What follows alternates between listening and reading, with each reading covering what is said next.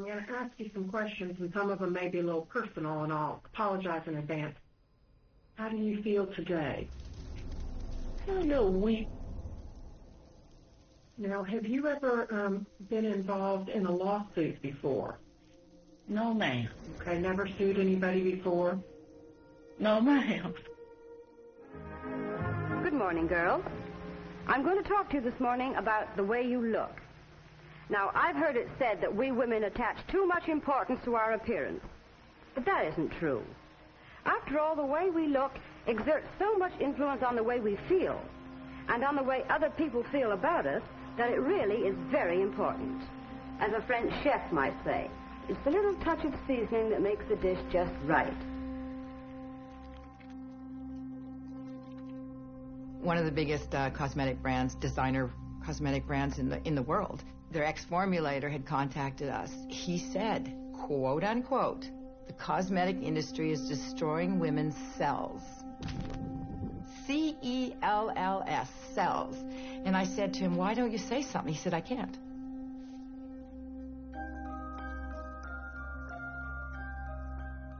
This cosmetics issue is even bigger than the tobacco industry because we're talking about thousands of different chemicals. The same chemicals being dumped and running through the rivers that are toxic are running through our blood.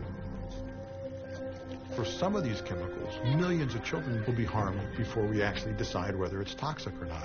Skincare, hair, feminine care products have been associated with reproductive problems. Ovarian cancer, preterm birth, mercury poisoning, endocrine disruption. The cosmetics industry comes back with their own science, and they say, oh, just a little bit of a cancer-causing chemical. You have no way of knowing what's in your product. Wealthy, big corporations don't allow regulations to happen, who allow people to be harmed.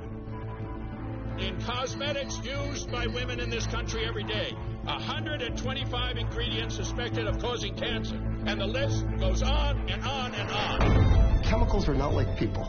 They're not innocent until they're proven guilty. Unless we do bring these chemicals under better control, we are certainly headed for disaster. We don't want to wait 60 years to find out that some chemical we use in hand lotion is causing breast cancer.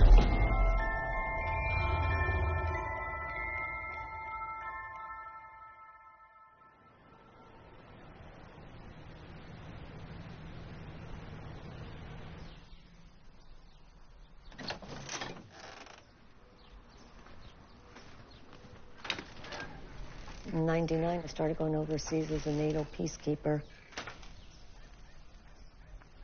Places like Qatar, Kosovo, Kuwait, and Afghanistan.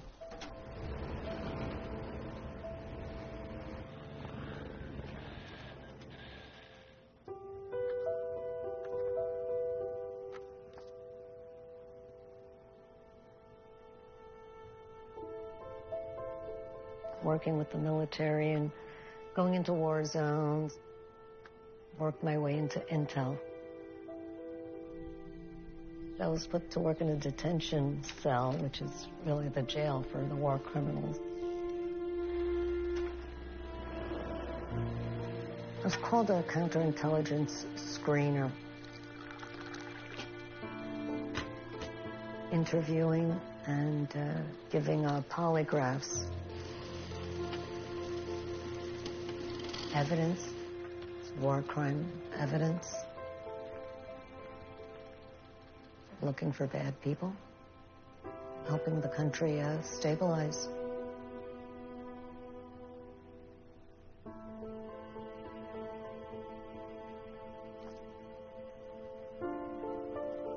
Everybody used to call me Superwoman.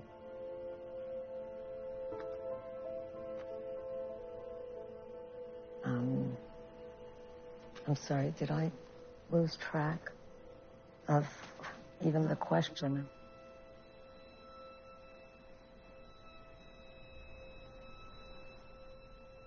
It's just flowing through my head right now.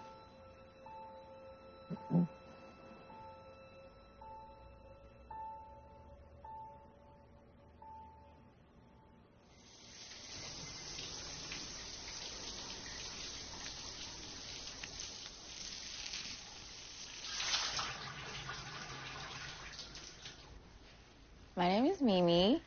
I'm 24, and I'm from California. Basic 1. It's kind of funny. Actually, as a little girl, I was always very girly. My mom just likes to dress me up. You're a girl, you should look pretty. People are going to judge you for how you look.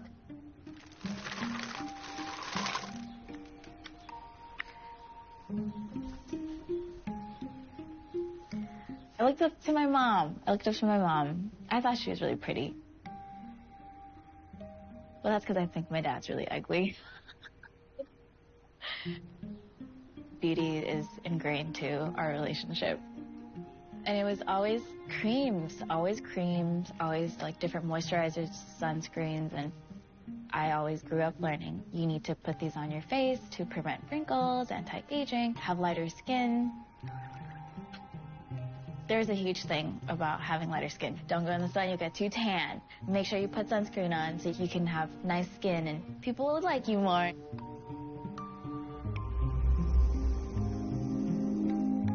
When I was younger, early 90s, most of the people on TV were white female celebrities.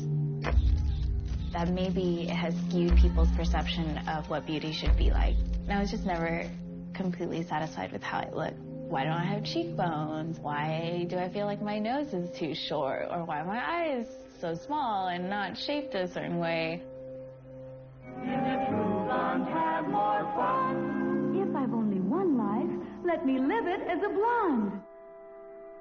So I don't think I actively thought, I want to look like this white woman, so I'm going to dye my hair blonde.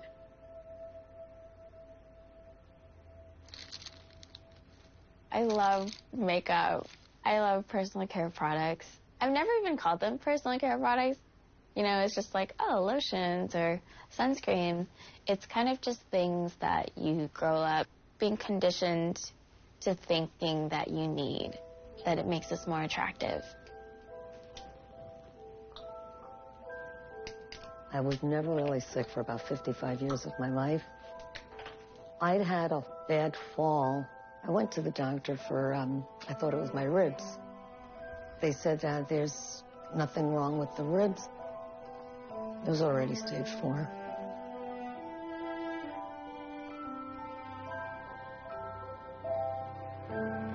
I was officially diagnosed in May 2014, ovarian cancer.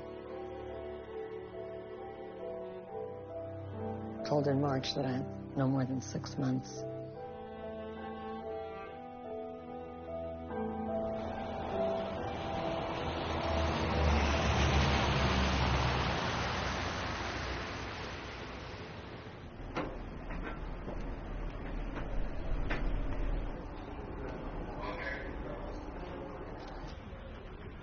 I had started having problems with spotting, intermittent, between my periods.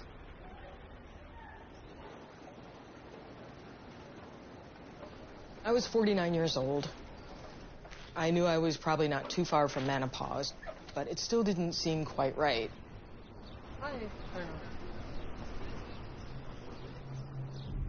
I went and saw the gynecology surgeon. He was sitting at his desk with a pathology report.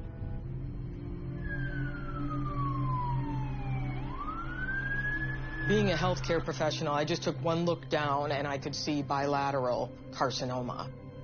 This can't be right. And the doctor said, I didn't expect this. I'm really sorry. Total hysterectomy and chemotherapy. I pulled out all my textbooks, starting to look up, how do you treat ovarian cancer? What did I do wrong?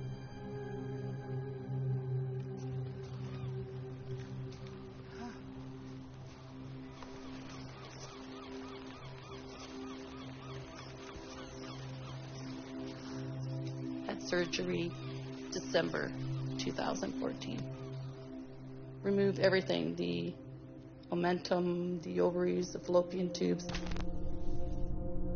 My belly started growing, and it was the most uncomfortable feeling, and it got to a stage where I couldn't bend. I went to a hormone specialist, and he said, uh-oh, I said, what does that all mean? He says, are you feeling okay? I said, I feel fine. There's no warning with ovarian cancer. When you do get the symptoms, it's too late. When they find it, it had spread everywhere. It's like it's the end of the world, you know? The doctor put in a needle right through the skin under my abdomen. Greenish liquid poured out of me into 6 1-liter bottles. The only thing came to my mind is I'm never going to reach 50. And that's how it started. You're going to have chemo, which my heart fell to the ground. My normal life stopped that day.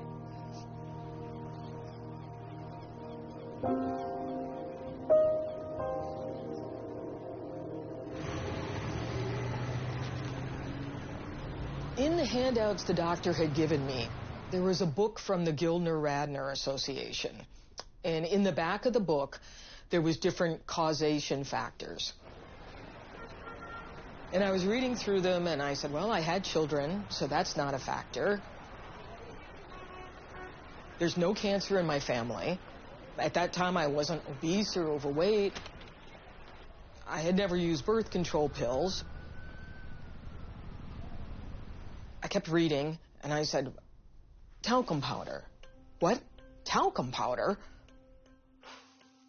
Ever since I was a little girl, Johnson's baby powder has made me feel soft, fresh, and loved. Johnson's baby powder keeps anybody's baby smooth and fresh. Picked up the talcum powder, baby powder, shower to shower, looked over the labels, and there was nothing even stated on the bottles at all that there was any risk of cancer.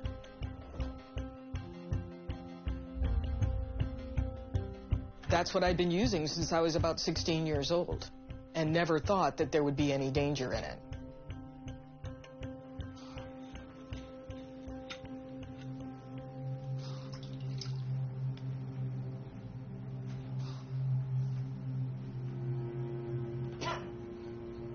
I used Johnson baby powder and my mom. The women in the house were baby powder ladies. My mother used it on me as a child and as a baby. It was a nice smell. It made me feel fresh. It made me feel good. I felt clean. I was using Johnson & Johnson shower to shower and baby powder as a deodorant. I was putting it in my bed before I would go to bed because I liked the smell of baby powder. Yeah. And I had no idea that there was something in the product that could be harmful.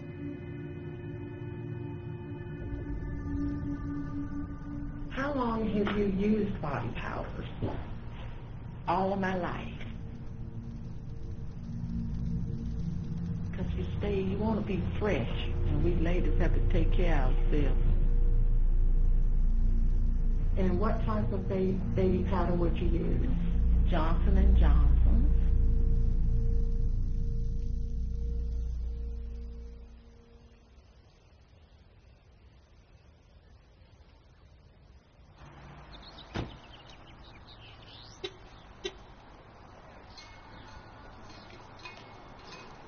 I think having makeup is just like an extra layer of security. If I was going to an interview, I would want that extra layer just to know that I don't have to worry about my flaws showing.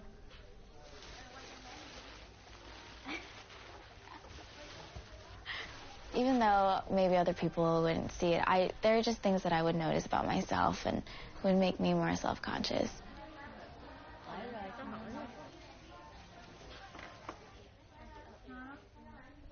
I think overall, makeup just boosts people's confidence.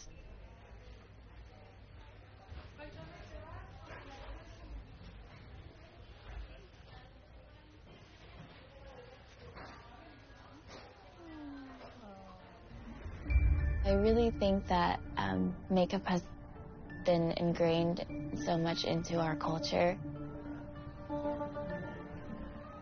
If you're in a group of friends, then everybody put on all their products and you're the only one who didn't put on anything. It's kind of awkward to be the odd one out.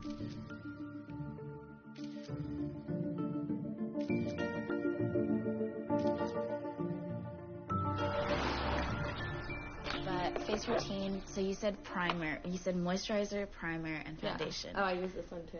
I went to an all-girls high school, so I think this topic was actually pretty common at my school. So when I do see like advertisements for certain things, like I just see they use females and like sexualizing females on commercials. Cosmetic campaigns, like they will take some very influential person that a lot of girls look up to, and they use that person to advertise for whatever product. I think this person is beautiful and they're using this product, I'm going to use this product as well. We shouldn't be telling girls to stop using products. We should be telling the government and regulators and companies to stop creating toxic products.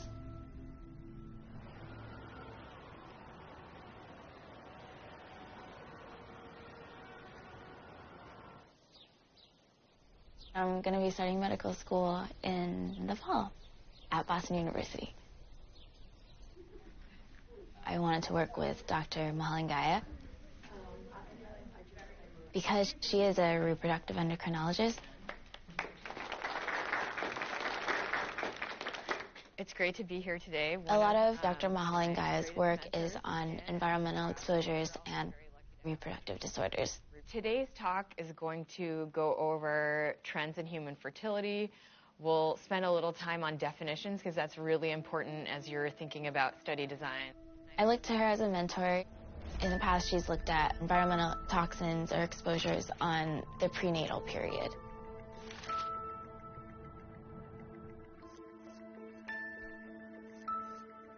One of my concerns is stemming from the interconnectedness of our environmental exposures. Could we be exposing our gametes, the egg and the sperm, or our embryos to potential toxicants throughout the life course? Remember when I wanted to throw that out, Avera? Why do you want to keep it? What color do you like the most? Well, I like a lot of them. I like the natural ones that aren't with like natural colors for your face, but... Oh, can you show me the natural colors? They're just like, they're the colors, the skin colors, but... Oh.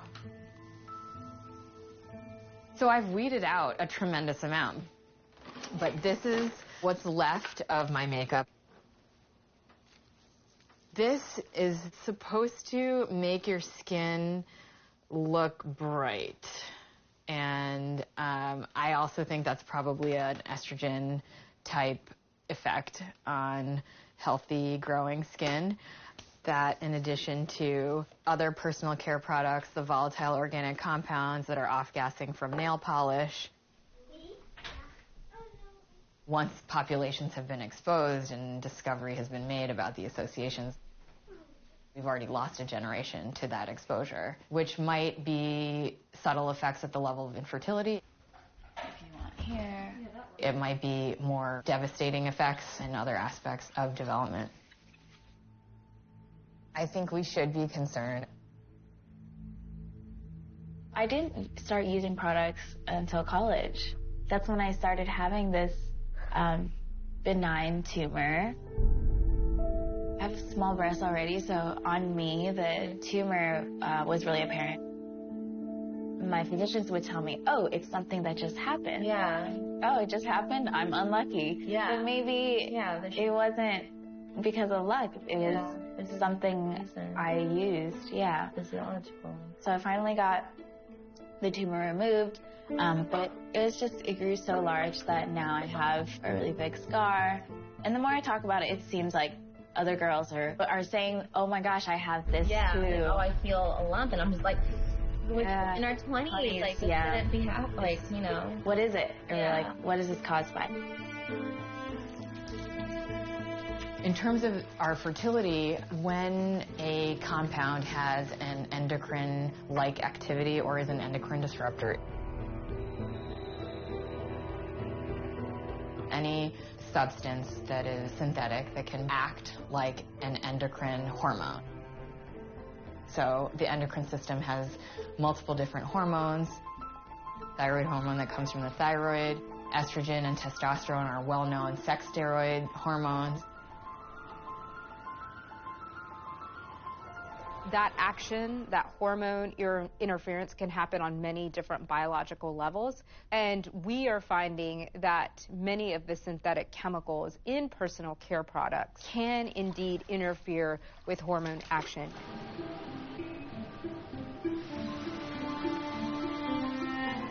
In the words of Jean Rostand, the obligation to endure gives us the right to know. We have an innocent until proven guilty approach to these chemicals where we put them into use and then we find out later that they're risky, sometimes very risky. We do know that some of the chemicals in everyday products are estrogen mimics, or they can distort androgens or affect thyroid. Chemicals like phthalates, that's affecting your hormone signaling system.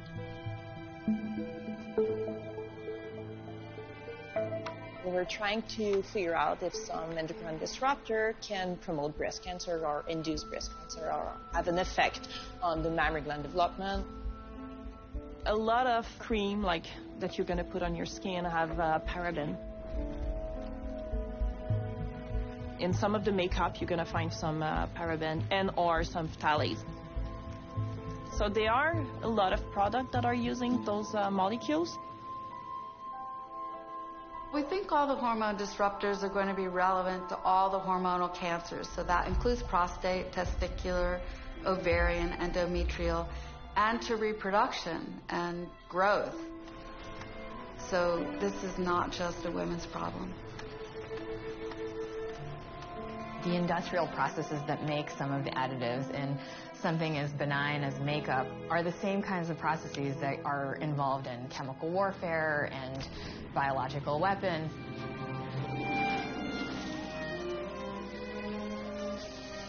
So it's not like this is a very light topic that it's just like, oh, makeup and let's look beautiful. I'm learning that all of these toxins can cause reproductive harm and effects on menopause and earlier age in menopause. And I'm 24 years old, and I know that I want to have children later on, but going into a career in medicine, that's going to be delayed, and I hope that using these products won't affect my decision to have kids. How often do you sprinkle it in your candy? Every day. My mother, my sister, and I. And I never would have dreamed or thought that the powder could cause any kind of harm to anyone. No, there's no warning label on talc regarding risks of ovarian cancer. I had surely expected a warning label would be placed on talc products after the International Agency for Research on Cancer declared talc to be a possible carcinogen. But even then, no warning labels appeared, and that's what's prompted me to get involved in this litigation issue.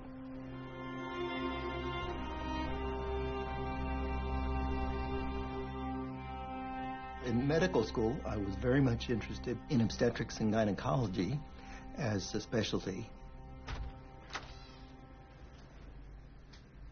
But I always had the intent to go on to get a degree in epidemiology.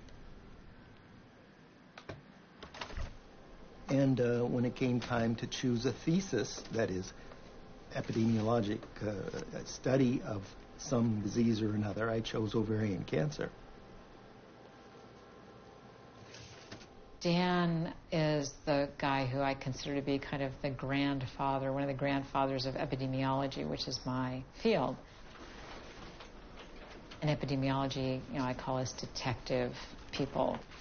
He was one of the people who published way back in the early 1980s, one of the first papers to link talc and ovarian cancer. Without him, I really wonder if this ever would have been brought out at all.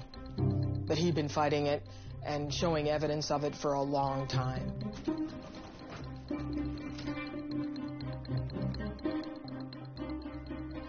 There had been some suspicion about talc and ovarian cancer, but it had not been studied in any sort of systematic way. Well, first I should explain that we decided we would do a case control study. We would interview women who've recently been diagnosed with ovarian cancer. And we would ask them, a year before your cancer was diagnosed, what habits did you have? And we asked about the talc use. And there was clearly an excess of women who used powders after bathing or showering in their genital area. That translates into an increased risk for ovarian cancer. Talc is a mine product, magnesium silicates.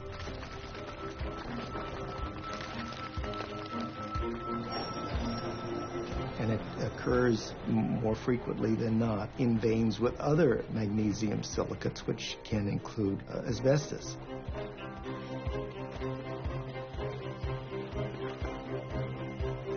The majority of women were actually using Johnson & Johnson, but there's nothing unique about Johnson & Johnson in terms of the talc. Talc is talc. Oh, here it is. Johnson & Johnson liability. And then here's all the plaintiffs and who they're represented by.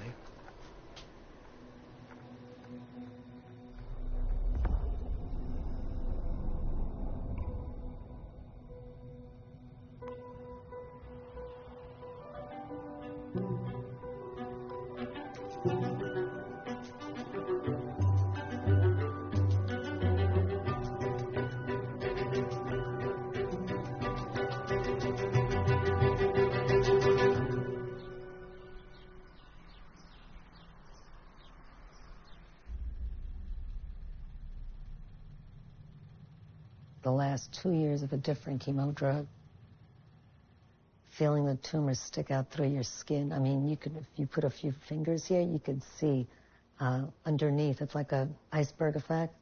Most of it is underneath, and now the tips are sticking out. It's days at a time where you can't even just drink water without vomiting.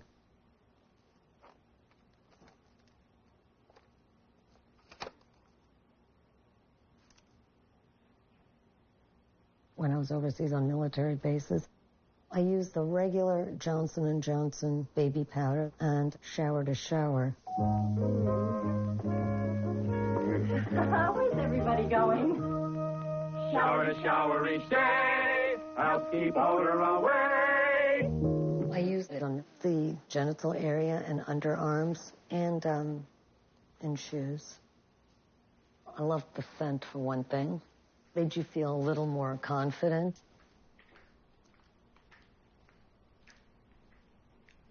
It's just a frustration that is on a level that, I don't know, it just paralyzes you. That level of frustration to know you did this to yourself, but I know it's not. Logically, I know it's not my fault. What it boils down to, it's destroying lives. When it comes down to it. That's exactly what's happening. Lives are being destroyed.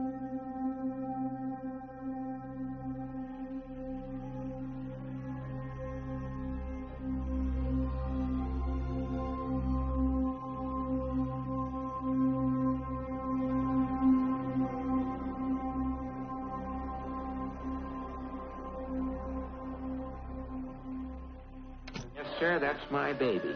No, sir, don't mean maybe. She's probably never heard of Lenin. Her unsuspecting countrymen have given her the vote. Yes, sir, that's my baby now.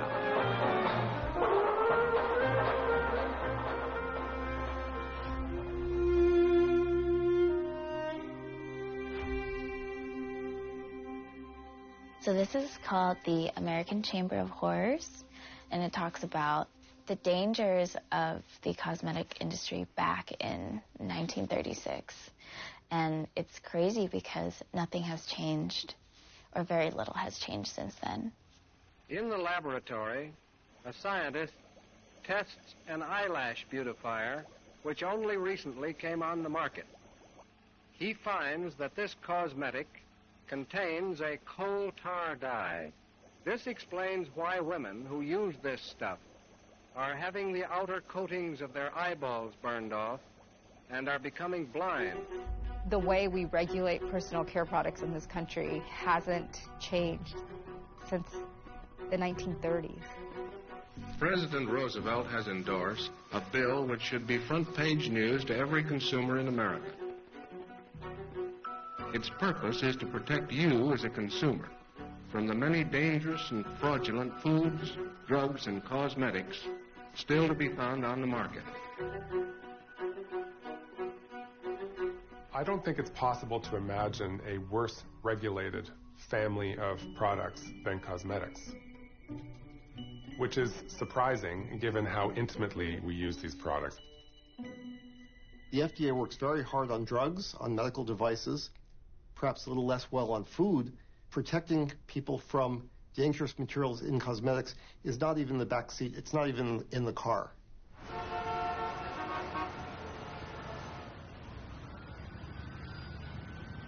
Your expert said when a consumer asks, is this product safe? Your expert said, I cannot say. I don't believe in saying that everything is just fine, everything is always safe. Everything is relative. In some cases, if the advertising is inaccurate for things like cosmetics, deodorants, and hair tonics and so forth, people might use the product in ways that could injure their health. Inaccurate? Aren't they actually lying? When you find a girl whose hair feels like hair, she probably uses Ozone Fluid Net, the hairspray that leaves hair feeling like hair. It's the hairdresser's hairspray in the pink and gray can. This industry, which anytime you walk into a store in this country, is virtually asserting that they can rebuild people with new cells and all kinds of other very bold claims. The $84 billion domestic cosmetics industry is regulated currently by about a page and a half of federal law. Really impressive, important, influential members of Congress have tried. Ron Wyden from Oregon, Ted Kennedy tried, and every time they've introduced legislation that would require stricter regulation of the industry has fought it back and has said, we will do a better job of regulating ourselves. Would it concern you to know that young women are using estrogen in hair products, conceivably to straighten their hair, and that may, in fact, have an impact? Without question, we would want to know that, sir. Well, it's in public domain. It seems to me the FDA is putting its faith in an industry to self-police through a panel called the Cosmetic Ingredient Review. Surprise, surprise, the industry funded the panel of scientists, and they've reviewed only 11% of the more than 10,000 ingredients contained in cosmetics. I'd like to be able to put myself out of a job. That means that we're protecting kids, and we're not having to use them to determine whether this chemical or that chemical is toxic, which is not, of course, what industry wants us to do. They'd just rather continue to use a product without any regulation whatsoever. What we're seeing now is there's a whole industry, the product defense industry, which is made up of for-profit corporations that are run by scientists who are consultants, and some of these supposed think tanks. I mean, it's ludicrous. The Indoor Tanning Association is out there questioning the science around ultraviolet radiation and skin cancer.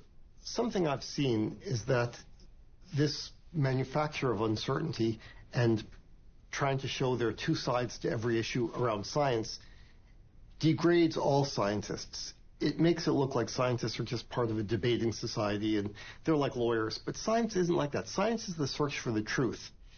But hiring people to say something specific, not because it's the truth, but because it defends a product or defends a corporation, really does make it hard for all scientists. But the more unethical part of what we do is use these chemicals before they've been tested for safety. Did anybody ever ask you to sign a consent form for using these products because they didn't know if it was safe? Of course not.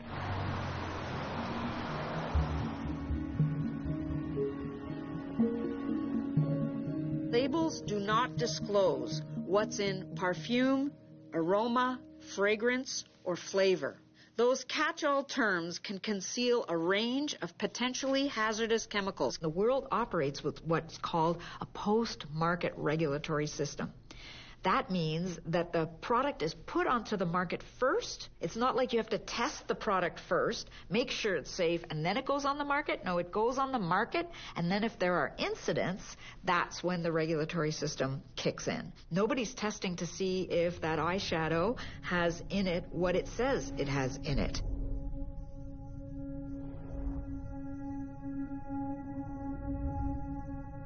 Let me ask you first, and I'd like to just go down the row, whether each of you believes that nicotine is not addictive.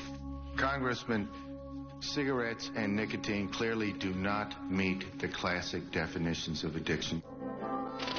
I think the best available science points to this cosmetics issue as being even bigger than the tobacco industry, because we're talking about thousands of different chemicals, most of which haven't been adequately safety tested.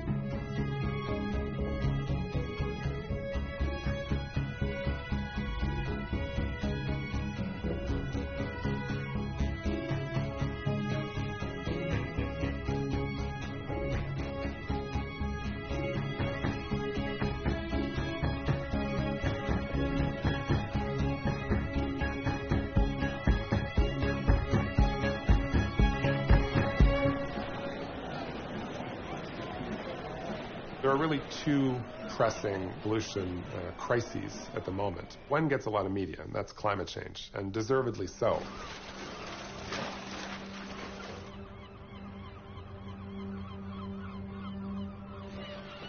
I often wonder why this second pollution crisis, this crisis of toxic chemicals in the products that we use every day, why doesn't this second pollution crisis get more attention?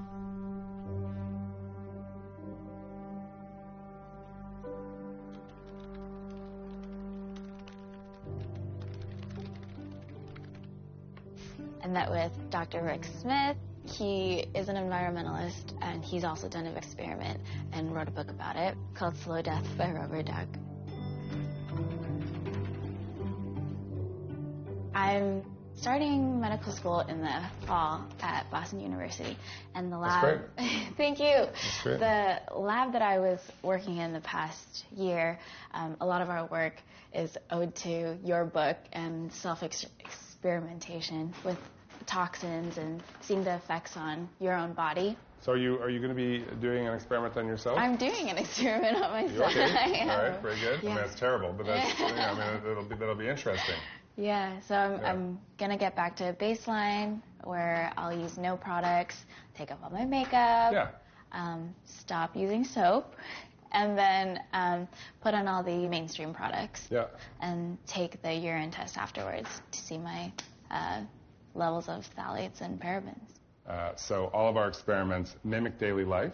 Yeah. We've done a lot of experiments with cosmetics. We've looked at whether you can increase the level of phthalates in your body, the level of parabens in your body, just by using certain products. Right. Our bodies are pretty good at getting rid of them on a regular basis. Yeah. We all have relatively high, relatively constant levels of these chemicals in our bodies all the time. Yeah, yeah. Which means that we're being constantly re-exposed. Yeah. So we're kind of marinating ourselves unwittingly in these chemicals. We wrote a commentary to talk about a phenomenon that we call the environmental injustice of beauty. It's really trying to frame this problem of disproportionate chemical exposures among women of color. We further go on to talk about how each of these categories of product use, whether it's skincare, hair, feminine care products, vaginal douches, and feminine sprays and feminine wipes. Use of baby powder in the genital areas. We also see differences in skincare products. Skin lighteners are being used by women across the globe. There are cases in the medical literature of mercury poisoning from skincare products. This preference for Eurocentric beauty norms can have really long-lasting effects on body image.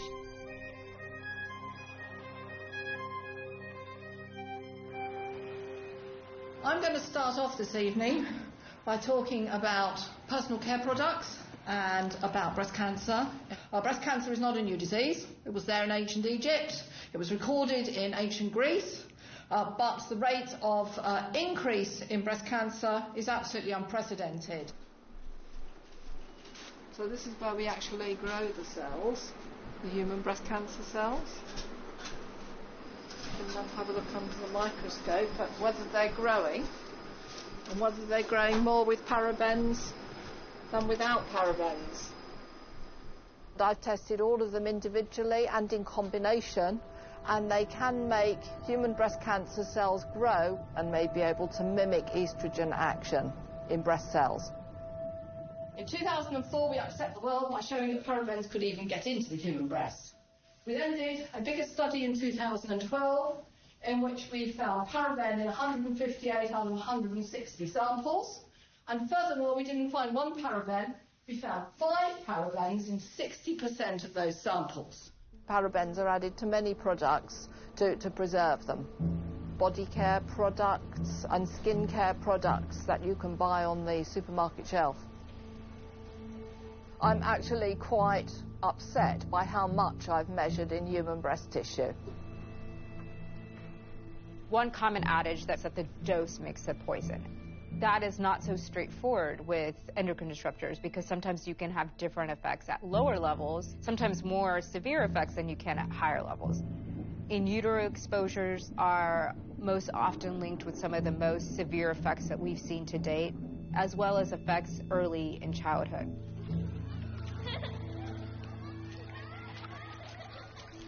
Children's bodies work differently. They're smaller, they metabolize things differently than we do, and their bodies are developing still. So when they're exposed to these endocrine disrupting chemicals in our personal care products, that has implications for that child's future health. What we know is that the children who start their periods younger are at increased risk of obesity, cardiovascular disease, diabetes. And so we really believe that childhood could be a sensitive window of time by which these exposures might be particularly deleterious. Little girls like to look pretty, but some of mother's good-smelling cosmetics might be poisonous. Even simple things like perfume or nail polish can make you ill. Toxins can have a lifelong impact on children. We've also discovered that extremely low levels of toxins can impact brain development. Joel Bakken, who's a lawyer at UBC and a friend, he's written a couple books. One was called The Corporation. And he was interviewing me about how different environmental chemicals impact children, going through this litany. And after about 5 or 10 minutes, he says, wait a minute, stop. You do this for a living, right? I said, yes. You have kids? Yes. Can you protect your own children? No way. There's too many. I've been studying the impact of personal care products and also pesticides on children's brain development. A lot of chemicals out there are neurotoxins. For instance, lead exposure is associated with ADHD, so attention deficit hyperactive disorder, which is now quite prevalent in the population. It's not only chemicals, like man-made chemicals, there's also natural elements, natural substances, like essential oils, for instance, are a big one. An example is lavender oil. It's being used in a lot of products, and it's actually a pretty powerful endocrine disruptor. There's been case studies published of boys growing breasts because of use of creams or lotions or oil that were applied to their bodies. Baby boys are very, very susceptible to exposure to estrogenic compounds. Exposure either prior to birth or just after birth can have profound effects on hormonal control of reproduction in men.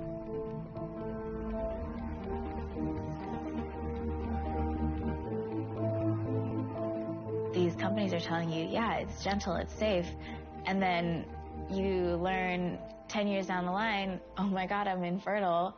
Why am I infertile? Or, oh my God, I have cancer. Where did this come from? My family doesn't have cancer, no history of cancer. There are questions that should be raised, and we need to find answers.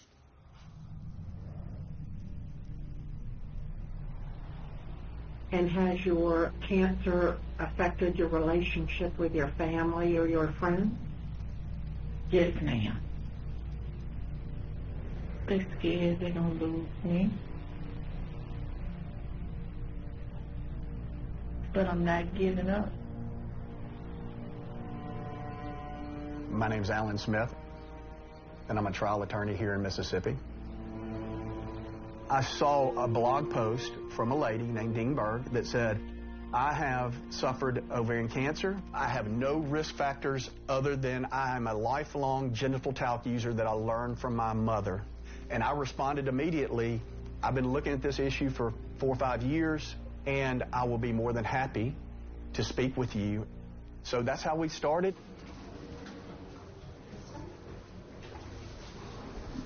Hi, we're looking for John Sloan. Sure, one sec.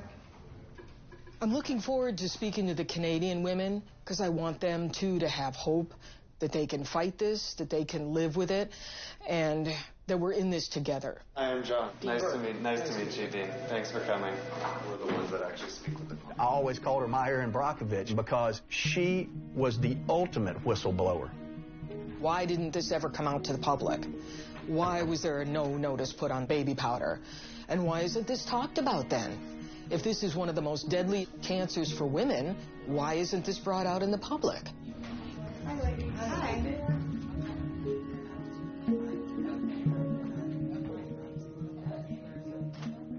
I went on the National Ovarian Cancer Alliance site, and I just put on a blog, has anyone else developed ovarian cancer from talcum powder? And then Alan Smith, the lawyer that I ended up getting, contacted me.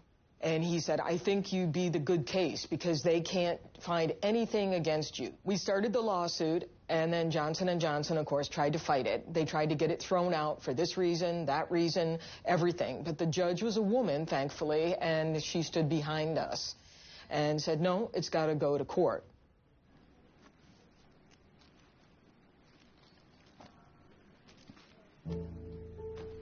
I first published my study in 1982, and I did not contact Johnson & Johnson. They contacted me.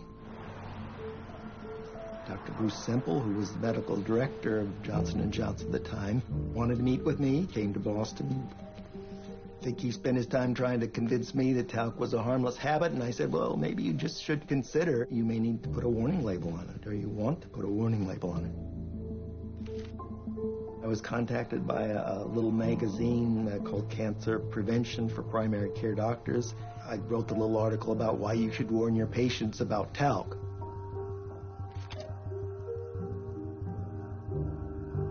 Well, that caught Dr. Semple's attention again, and he wrote a letter.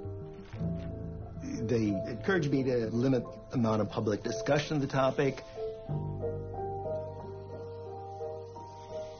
I didn't have any further contact with them. I think they kept track of what I was studying and my papers on the topic. We're talking about a product named baby powder. It's not just talc. It's 99% talc, which is carcinogenic. It has asbestos in it, which is carcinogenic. It has heavy metals in it, which are known carcinogens. And it has silica in it, which is a known carcinogen. So I liken baby powder as a delivery device of multiple carcinogens, exactly like a cigarette. The senator from Massachusetts. A technique that has been used to extract ovarian tumor material found talc particles in approximately 75% of ovarian tumors examined. Subsequent evaluations have appeared to support the contention of an association between talc and ovarian carcinoma. J&J, I consider, as the ultimate villain in this situation, and I want to say clearly why. After we filed a Dingberg suit in South Dakota in federal court, I sent a request for production of documents. My office was stacked with 6-7 feet high of papers all around my office, and I went through every single piece of paper. It was absolutely shocking internal material.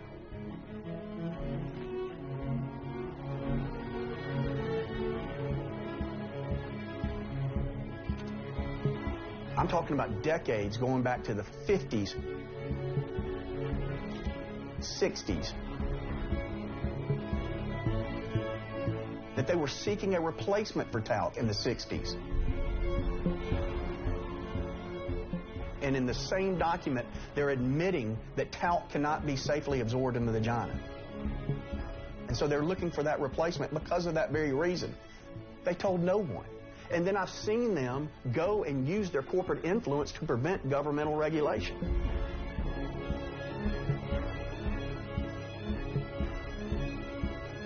Not ever in tobacco litigation, in benzene litigation, not in asbestos litigation, has there been an email or a letter memorializing a conspiracy to this scale. They're going out and having side meetings with certain officials at the FDA to prevent the FDA from regulating their product.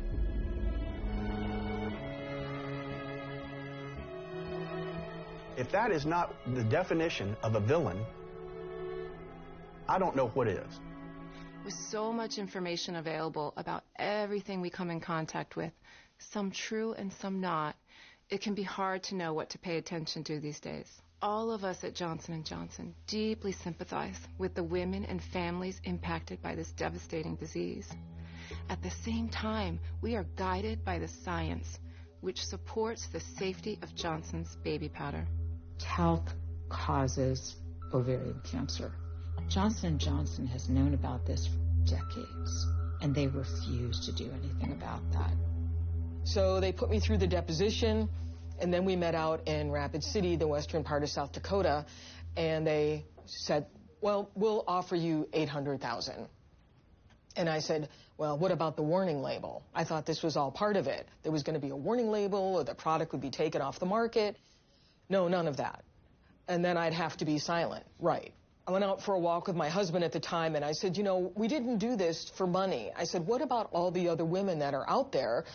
And if I just take money, what good is this going to do? It isn't. So we went back in, and they said, okay, $1.3 million. And I said, no.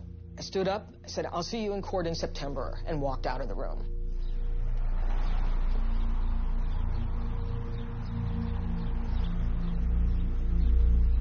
So Silent Spring was founded over 20 years ago by breast cancer activists.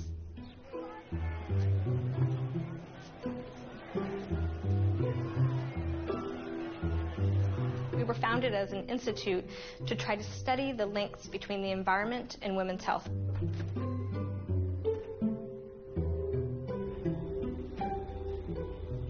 I test people themselves, really trying to characterize our exposures, try to develop effective strategies to try to reduce those exposures.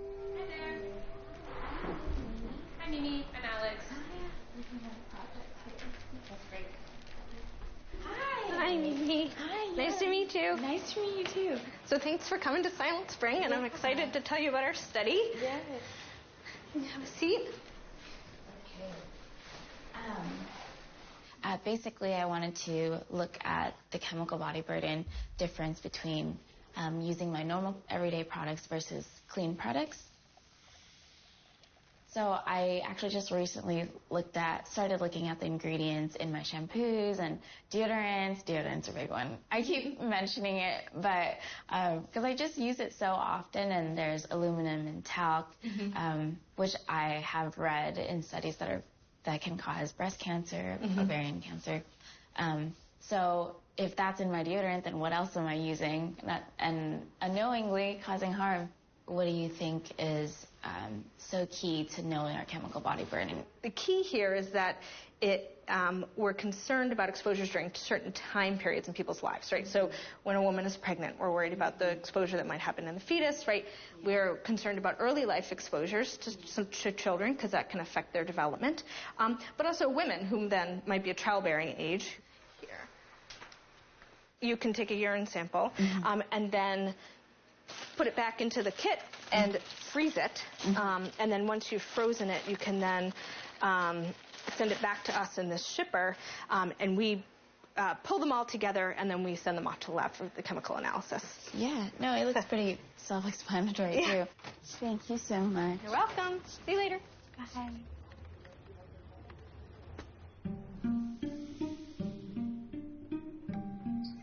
So it's day 1 of my experiment.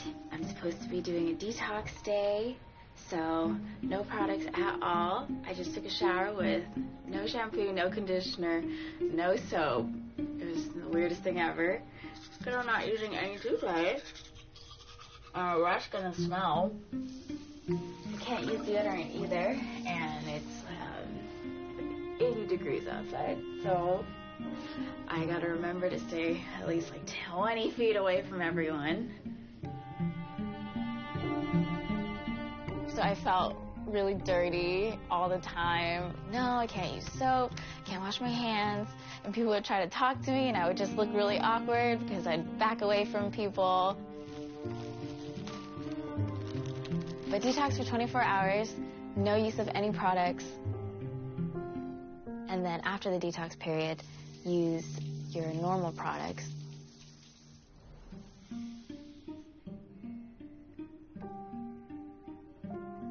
I never thought about the volume of the products that I was using. Eyebrows, lipstick, shampoo, conditioner, shaving. I lost count when I was using them, but I think upwards of 27 products. I'm actually going to look at every single label on every product that I've used. Just make a full spreadsheet of which products have what, and then create categories on which ingredients show up most often. If I do show a really high level of chemicals, I don't know, parabens, phthalates, I really want to look into what disruptions does this cause in my endocrine and reproductive system. If I can find enough data, if I can pull enough data to show that these chemicals are very harmful, then I would take it even further and really tell the public, hey, this is what we're doing to our bodies and we need to stop.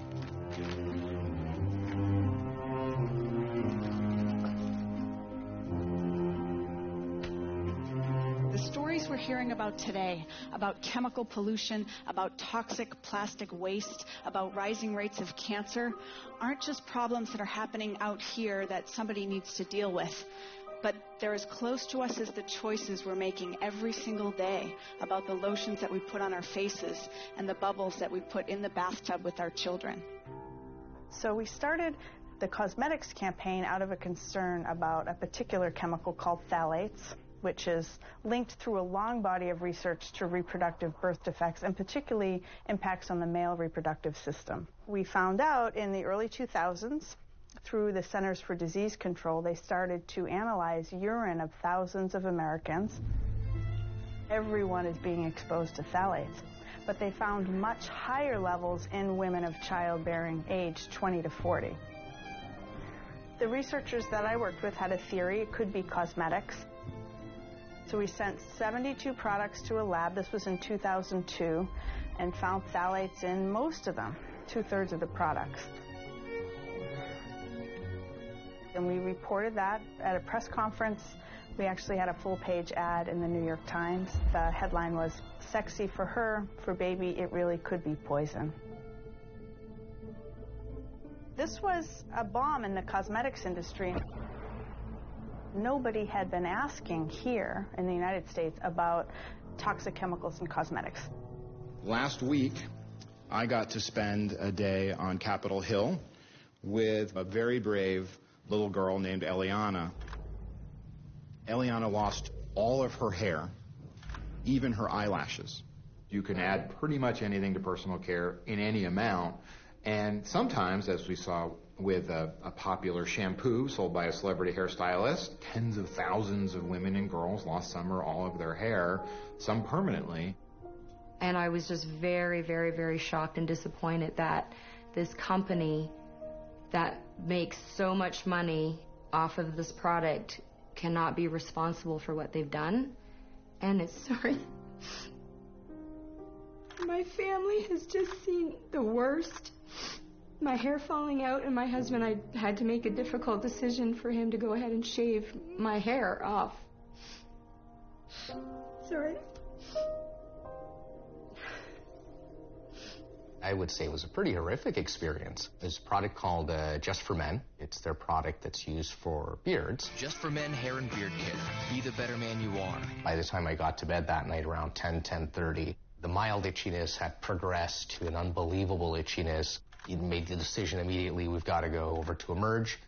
There are certainly acute risks, short-term risks from using personal care, whether it's hair loss or burns or contaminated products or products with too much lead or mercury. But there are also chronic or long-term risks that have been linked to cancer or infertility. Some chemicals are really not good for some people's skin, but others is okay. Some chemical is more strong for reproductive health. We have many sisters who work in the nail salons. They had problems about miscarriages.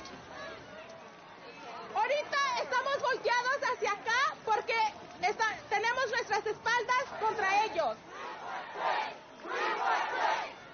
It has on it, if you use this toluene, it's really harmful for reproductive health issues, which one we use every day, like 10 or 20 times.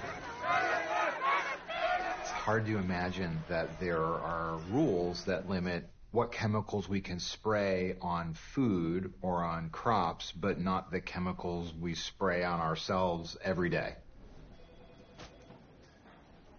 So a large part of my job as a formulator was to constantly do reformulations. Once a certain dye was thought to be even potentially have toxicities, they wouldn't wait for it to become a regulatory matter. They would be proactive in reformulation. I see bath products and shampoos and 3-in-1s and a lot of bath type of products for kids, which I have 2 nephews and a niece that I love very much. When I see their mother soaking them in this product every night for hours on end, it does concern me because they're not just taking a quick shower and washing it off, they're soaking in it and playing in it. All women who wear any kind of deodorant or moisturizer is going to have parabens in their system for the last 50 years. But then the marketing department got a hold of this and thought we're going to be the first product that has no parabens, so then they substitute it with another preservative, methyl isochloroisozolinone, and now it's proven to be toxic.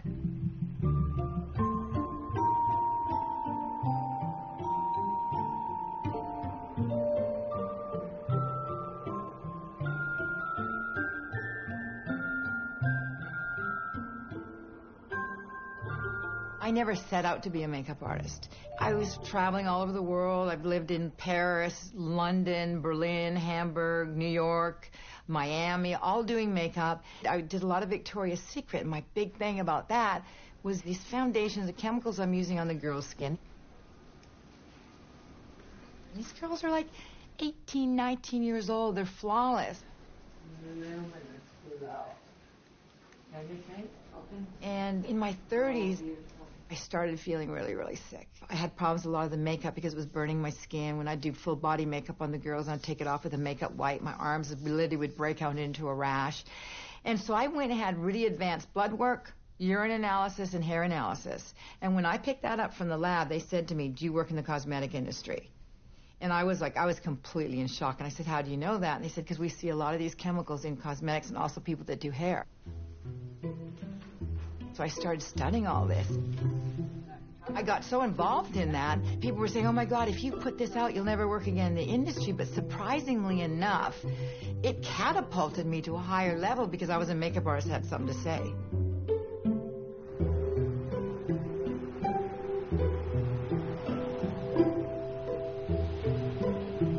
It all started 17, 18 years ago, back when my wife and I, Karen, started planning a family. You always think about your kids, your future kids, and at that time, while Karen's a biochemist, was actually working in pesticides. Myself, a microbiologist, I was working in pharmaceuticals. You know, sometimes it's a little bit of pesticides that you're ingesting. It's a little bit of the chemical floor cleaner that you're smelling. It's a little bit of the cream that you're putting on, or that, you know, an antiperspirant with chemical whatever, you know. I just thought, you know what, I got it. So I quit, and I decided to do this full time. Bonjour, bonjour, je vais vous jaser un peu avec vous.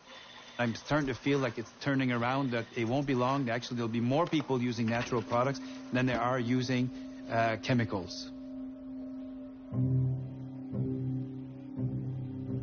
What I found out was that these companies that now were promoting and were being very proud to tell you that they care about you, that they weren't using parabens anymore, actually went back to a preservative that was actually very popular back in like the 1950s called formaldehyde. So they were using formaldehyde, but they weren't naming it formaldehyde on the product. Formaldehyde is a fantastic preservative. I mean, it kills everything, right? So companies developed these slow-release formulations of formaldehyde. And as such, they were able to give it a new name. So they can change the name so they can dupe you so that you won't know that it's formaldehyde in the products. And that kind of stuff does happen. This is real life, and it's still happening today, unfortunately. What kind of stuff do you currently use?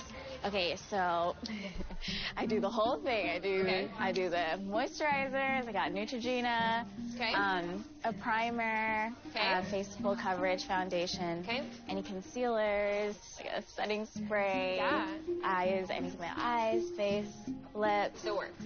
Yes. If you like I found different clean products for every single item that I had. Like slightly more pink. White. And then I put on my clean products.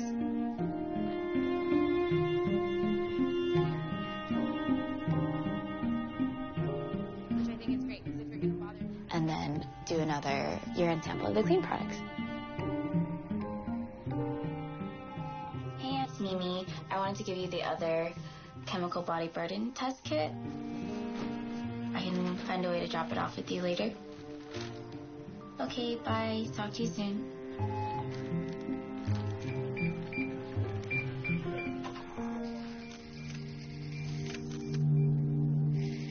Today we begin with a possible health risk involving one of the most trusted products, baby powder. Dean Berg is one of the more than 20,000 women in the U.S. who are diagnosed with ovarian cancer each year. Alan tells me the story that the lawyer for the defense said you've got about a 1 in a million chance of winning this. One person versus a humongous pharmaceutical company. They became the first to file a talc lawsuit against Johnson & Johnson and its talc supplier. It was truly David versus Goliath. They had 20 or 30 lawyers on their side, and it was me. The science, as the FDA sees it, simply does not merit such a warning at this time. They just keep coming back at us with, oh my gosh, more and more crack legal teams. They are really swift. The FDA also did say, though, the growing body of evidence to support a possible association between genital talc exposure and serious ovarian cancer is difficult to dismiss. God bless them. So it went to court in September, and that was probably one of the hardest weeks I ever had. The truth, as we will show you over the next 3 weeks or so, is that Johnson's baby powder, which has been sold to millions of people around the world for over 100 years, are absolutely safe, do not cause ovarian cancer. There have been no studies saying that it does. They put up big poster boards of women's internal organs, and they talked about sperm going up the vagina, and then it was how talcum powder couldn't do this because, you know, how could it ever get up inside of a woman? I don't think women need a lesson about the anatomy, but just as a sperm can track up and just as the egg fertilized can track down, it's pretty easy for a particle like talc to track through the genital area. And they had slides of my ovarian tissue with purple spots where there was talcum all through it. Johnson & Johnson had doctors that testified against me. One doctor even laughed. She's lucky to be alive. You are in fact going to learn in this case that the hard science studies actually show that talc kills cancerous cells and leaves normal cells alone. Finally, the jury came back in, and the Johnson & Johnson lawyers are sitting there smiling ear to ear with their notebooks all open, and they said, guilty. The whole courtroom went silent. And then they said, and reward to the plaintiff, 0.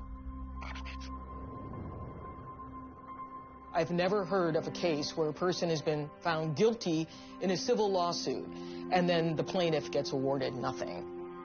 There were some men on the jury that I think didn't believe a lot of it, and then the women that were there on the jury made a deal with them to give a guilty plea, but then no rewards. Forget the money, because it was never about the money to Miss Berg. Otherwise, she would have settled her case. What was very important and what was of ultimate importance to her was the public seeing the verdict that 12 jurors unanimously said in her home state of South Dakota that Johnson & Johnson should have placed a warning on their product about ovarian cancer, and that her genital use of that product contributed to cause her ovarian cancer.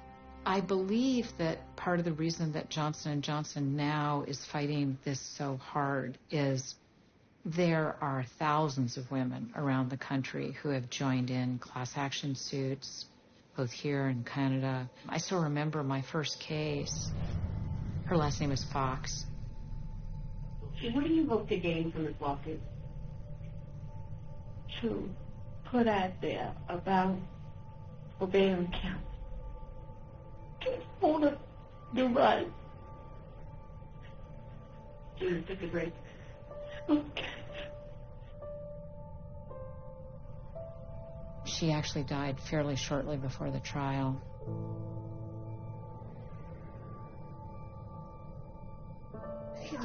Big girl. You and me, girl?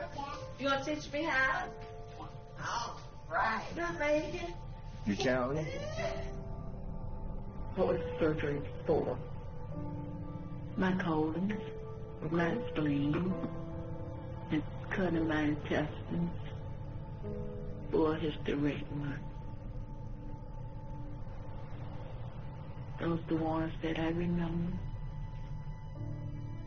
In a landmark decision, a St. Louis jury ruled that Johnson & Johnson must pay $72 million, including $62 million in punitive damages, to the family of an Alabama woman who died from ovarian cancer. Her whole fight was for not just for her, but so many other women.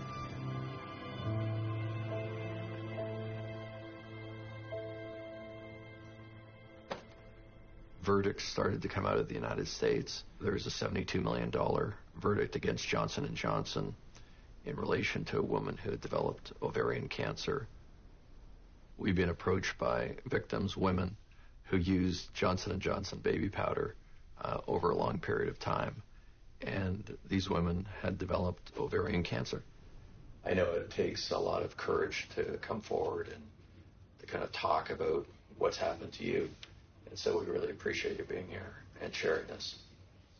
And as you said, Dean, it's embarrassing to tell your story sometimes. And one, for judgment of others, and two, because you think, oh no, I did something wrong to myself.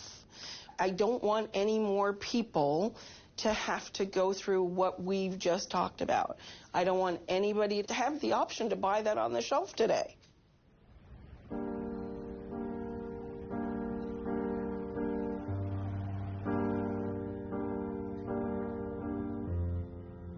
Hello, Sheeta.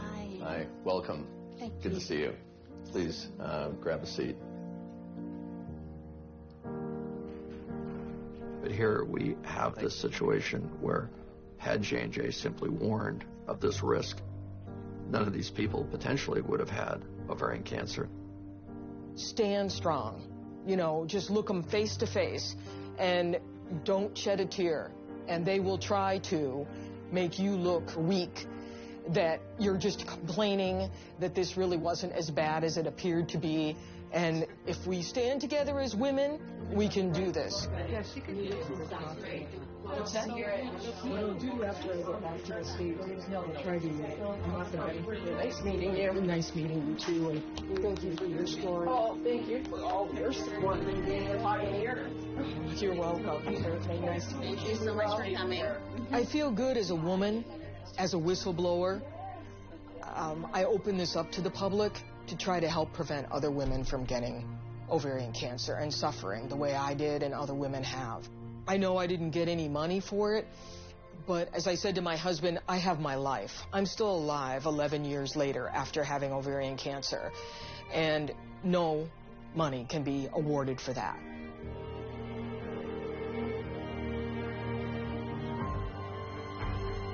This is not a helpful habit. It is a harmful one, and you should not use these products. It will get into the pelvic cavity. It may cause problems, and in some cases it will cause ovarian cancer. Historically, men run these large corporations, and here we are promoting, as men, this product to women to use and for families to use.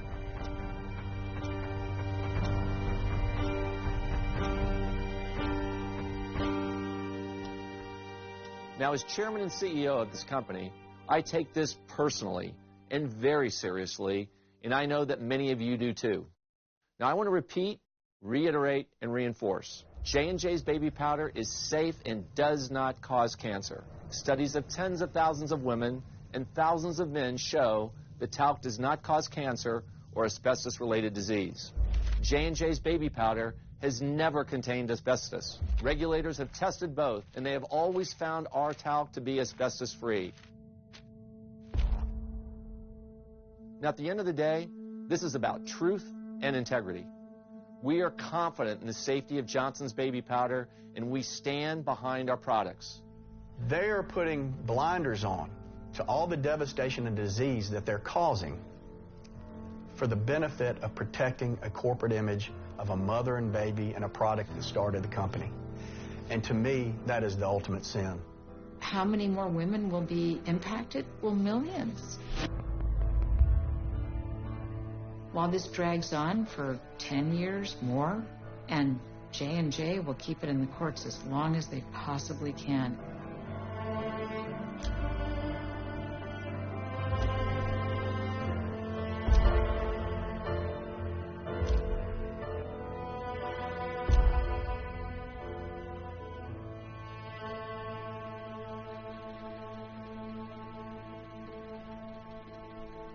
A few months ago, my doctor said I had no more than 6 months.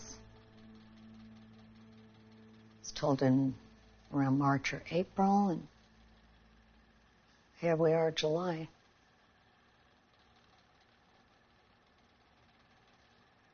I have such a love for children. I wonder if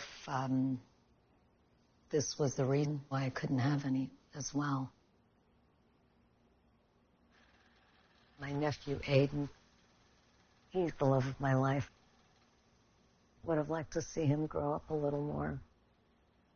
The thing that hit me very profoundly was that I started having days recently where the only thing I was looking forward to is taking a strong sleeping pill and just sleeping at night, because that would be the only time that I'm not hurting and not in pain. So What's the purpose of living if all you're looking forward to is going to sleep in the evening?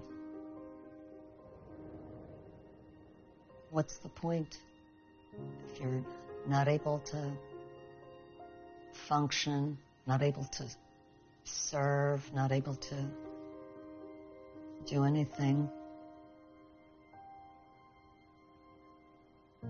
I live on faith. The name of my street is Faith.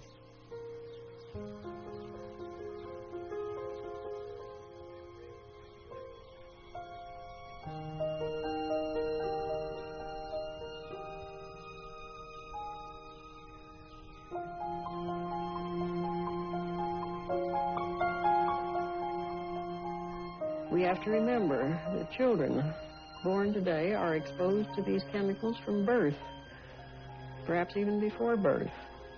Now, what is going to happen to them in adult life as a result of that exposure? We simply don't know. Unless we do bring these chemicals under better control, we are certainly headed for disaster.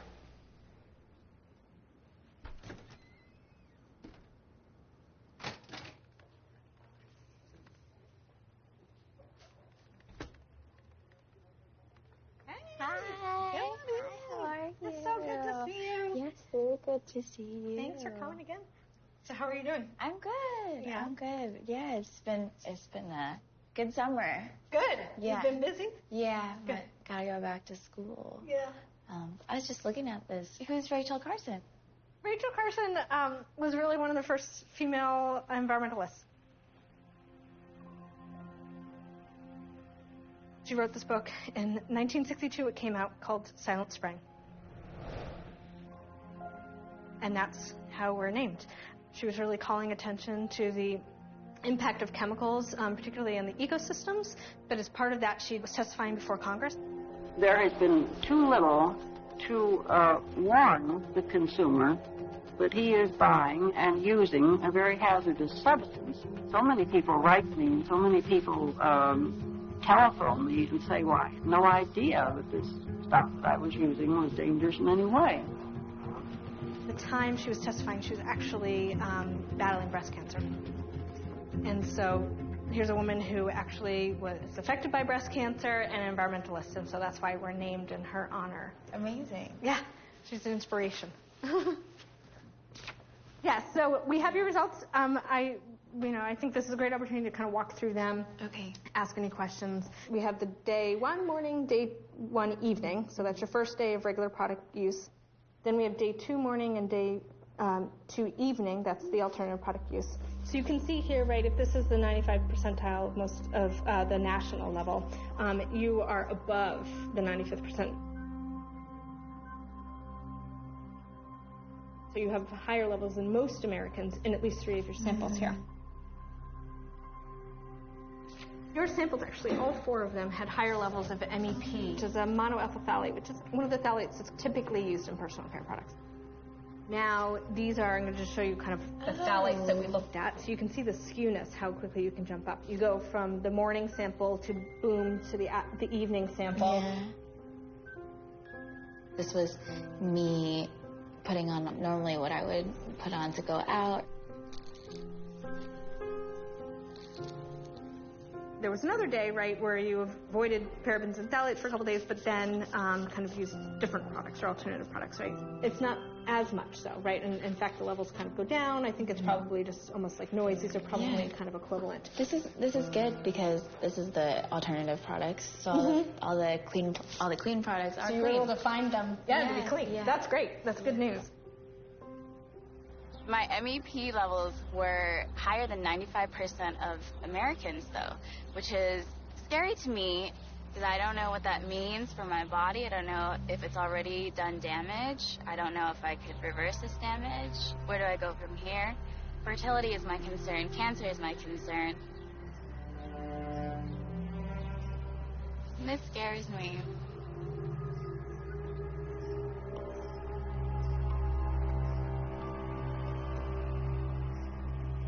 Well, it's nearly time for your next class, so I must stop talking. But there's one more thing that I'd like to say. You will be prettier. You will be more popular. Good grooming will pay dividends to each and every one of you.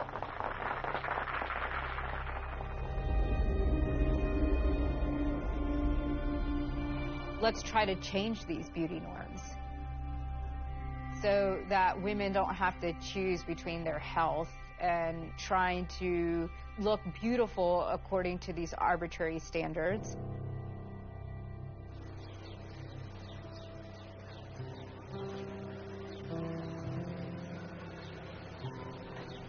This whole experiment, the prospects of it, I think it will definitely cascade into something a lot larger than just one person doing chemical body burden.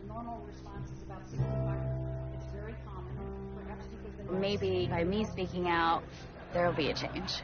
Michael No, Mimi Nguyen, Philomena Wanze, Abigail Olson, Arti Polani. The current idea of beauty is socialized. And I don't want people to feel a lack of self-confidence or lowered self-esteem just because they don't look like someone they see on TV.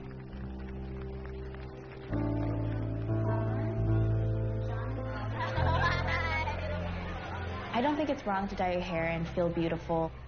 It's not wrong that people use makeup. They just need a safer alternative to makeup.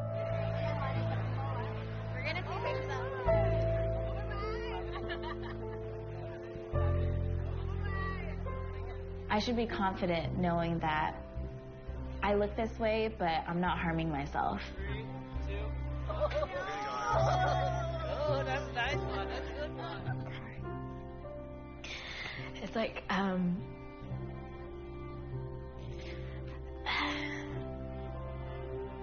through this journey of mine, too, I never felt 100% happy with who I was. And I think that is because I was so distracted with how I look, and I was just worried about what people said about me or like what my image was like.